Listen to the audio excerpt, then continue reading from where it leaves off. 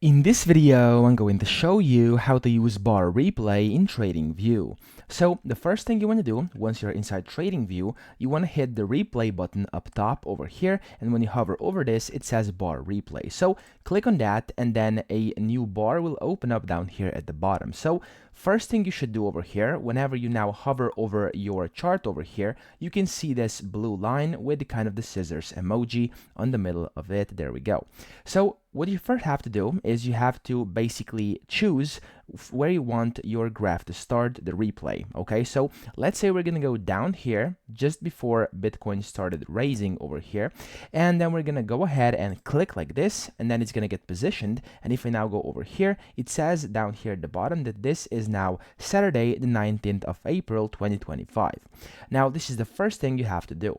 Now after you've done that, down here you can also select the speed. So this can go from basically 1 per second, you can go up to 10x or 0.1. So this is completely up to you. For this instance, we're gonna go to 5.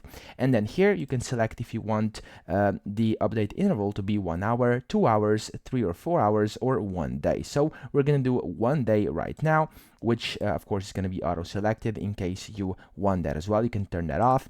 And then here, as you can see, you can jump to the real-time chart in case you don't want to see the replay anymore. So after you've done this, then you just have to hit this play button over here. And then once you do this, as you can see, the bar is going to start replaying up until it comes to a point where basically it's live. Okay, so that's pretty much it. That's how to use the bar replay in TradingView. I hope this video helped you out. If it did, please subscribe to the channel and help me out as well.